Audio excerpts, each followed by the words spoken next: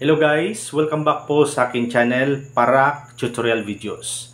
Now, yung pag-usapan natin ngayon is tungkol sa tinatawag na 3 branches of the Philippine government.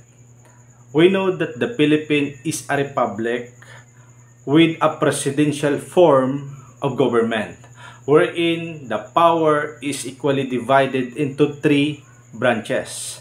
The executive branch, the legislative branch, and then the judicial branch. Yan po yung pag-uusapan natin ngayon. At kung gusto nyong makinig, manood, magtutok sa aking vlog content ngayon, please stay tuned lang po sa aking channel para tutorial videos.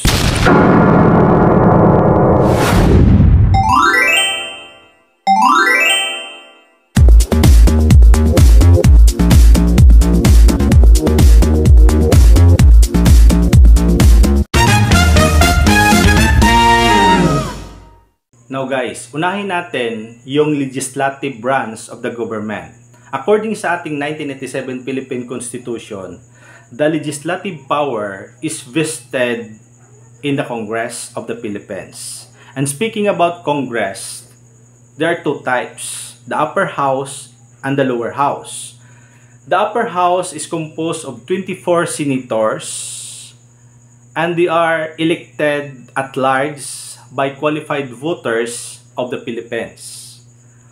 While the lower house is composed of not more than 250 representative, yung mga congressmen, and 20% of whom are partyless representative. Now, ano yung trabaho ng legislative branch of the government?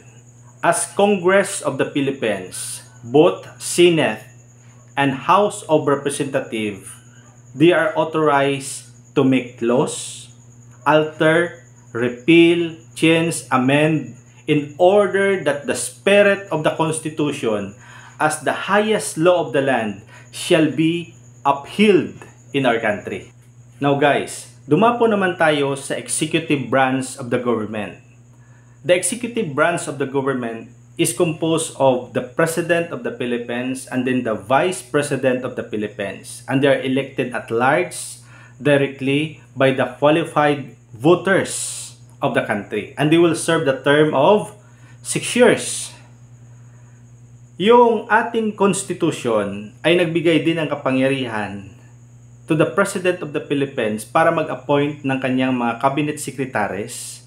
And then the cabinet secretaries will serve as executive secretaries of the departments, bureaus, and offices. Kaya nga yung tawag sa presidente is Chief Executive. Sa Armed Forces of the Philippines, the President will serve as the Commander-in-Chief. Ano yung trabaho ng executive branch? Sila yung nag-execute, nag-enforce, or nag-implement ng batas sa ating bansa. Let's move on to the last branch of the government, and that is the judiciary branch. According po sa ating Article 8, Section 1 ng ating 1987 Philippine Constitution, judicial power shall be vested in one Supreme Court and such lower court as may be established by law. The Supreme Court as the highest court of the land. And then, mayroon siyang lower court. Ano yung mga lower courts na yan? Like the Court of Appeals, the Regional Trial Court, the Municipal Trial Court, the Municipal Trial Court in City, and then the Municipal Circuit Trial Court. So, all of those court has a judicial power. Ano yung kapangyarihan or duty ng judicial branch? This includes the duty to settle actual controversies which are legally demandable or enforceable, to determine if any branch of the government or instrumentality of the government shall be acted with grave abuse of discretion amounting to lack of excess of jurisdiction.